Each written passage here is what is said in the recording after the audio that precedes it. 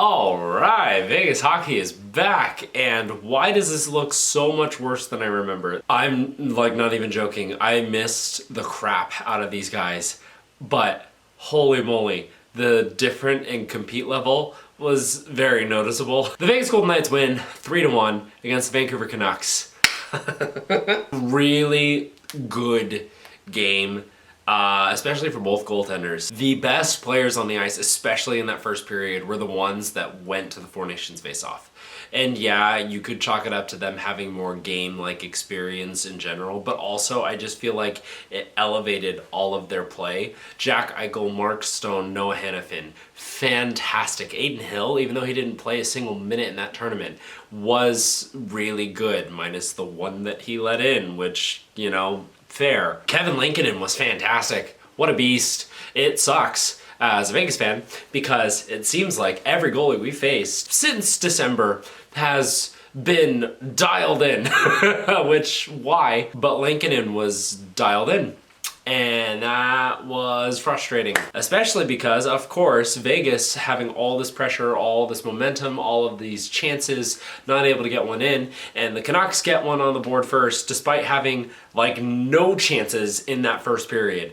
Their first shot came at like 9 minutes in, and then it was a really good one. And then that was pretty much it for the first period for the Canucks. And in the second period, they got on the board first. Vegas unable to clear, which will be a theme for this game. But yeah, Vancouver keeps it in. Sherwood skates around the net. Just kind of tries to send it to Trailer coming in. Not really Trailer because they never left the zone, but Jake DeBrusk. And it goes through 2-3 Vegas Golden Knights and gets deflected, but it still makes its way there, and Jake DeBrusk buries it past Hill. Hill flopping on that one a little bit to try to do something and make the save, and unable to do it, and it's 1-0 Vancouver. But not long after Vancouver's goal, Vegas strikes back. The Empire.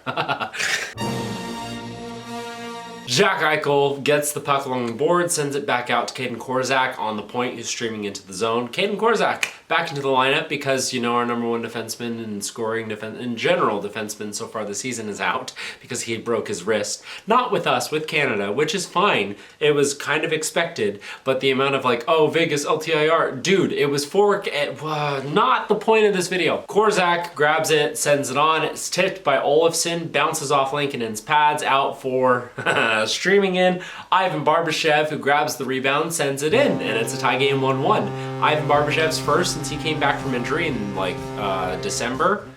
His first goal since December like 14th, and his first since he came back from the injury, and that was great. It was really, really cool. It was great to see the Golden Knights score a goal again after 2 weeks. I brought up Vegas, the Empire, because in the first period, the Canucks had too many men penalties, that like two separate ones. And the same period, both by them, and they had too many men on the ice, and it was not close, which is sloppy play, kind of more on the head coach, I would say, than the players, also on the players. But interesting, that's a penalty.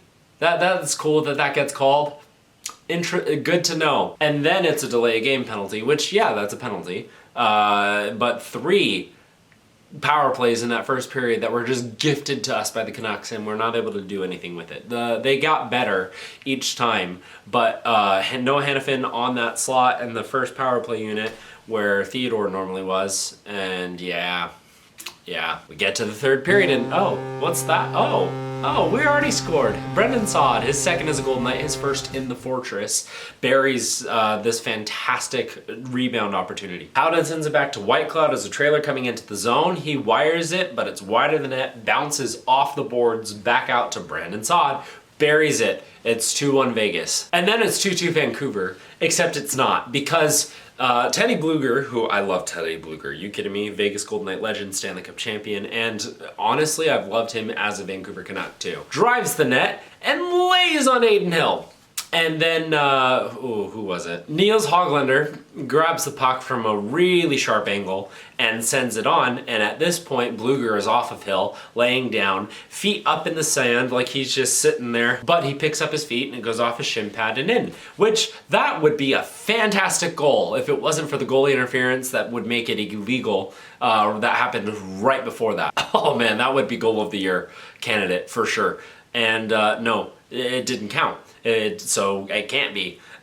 Which, you know, I thought it was obviously goaltender interference. Most of the Vegas media agreed, which, I mean, they probably would. I don't know how Vancouver thinks that was actually, like, fine for Blueger to just tackle Adin Hill. Whatever. Adin Hill played fantastic the rest of the third period. There was a point where Braden McNabb lost a skate blade, still blocked a shot, and then got to the bench or whatever. And then Adin Hill lost his stick. Nick Hague got his stick, shoveled it back towards him. Dakota Joshua, Vancouver Canuck, shoveled it back away from Hill, and Hill shoved Dakota Joshua after that. Oh man, just a really fun third period where Adin Hill was fantastic. He was so good tonight, and especially in that third, saved the game numerous times.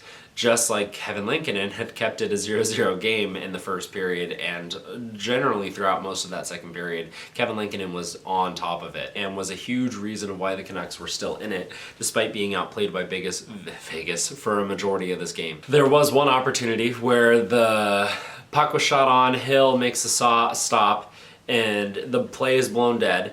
As Dakota Joshua is trying to get his stick onto Adin Hill's pad, knocks the puck loose out from underneath Adin Hill, and it goes into the back of the net, but the play was blown dead, so it doesn't count. So Canucks fans are thinking, oh, that's 2 goals that we should have had in the third period that we got robbed of, which would have put them ahead of us, and then we would have been the ones pulling our goalie to try to get a tying goal. But no, because both of those goals don't count, and the second one that didn't count, you could argue against, sure.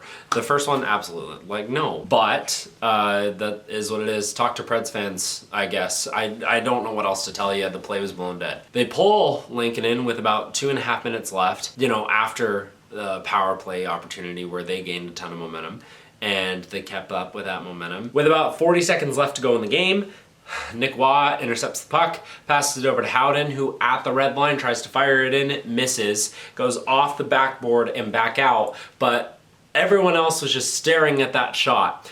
Tomas Hertl never stopped skating, and he gets to that puck first, and just like a layup in basketball, just nothing but net, and it's 3-1 Vegas, and they close it out and win. The play overall was kind of sloppy, but I don't know if that's because I'm so used to the crispness of watching only first and second line players / first pair defensemen, and that just, you know, that level of play from both Canada, US, and Sweden and Finland were fantastic too. But an important win. It's the first time Vegas has won 3 in a row since the beginning of 2025, and Canucks are trying to battle for a wild card spot as of right now, but because Edmonton lost today to the Flyers, are you kidding me? Vegas takes sole possession of first back in the Pacific. So that's great, you know? And yeah, let's go. Go Knights go. We are back, baby. Our next game is on Monday against the Los Angeles Kings in LA, and then we're back for another 5-game homestand after that. Great. Cool, good for us. But that's going to be it for Game 57's Nightly Review. Thank you so much for watching, and have a good night.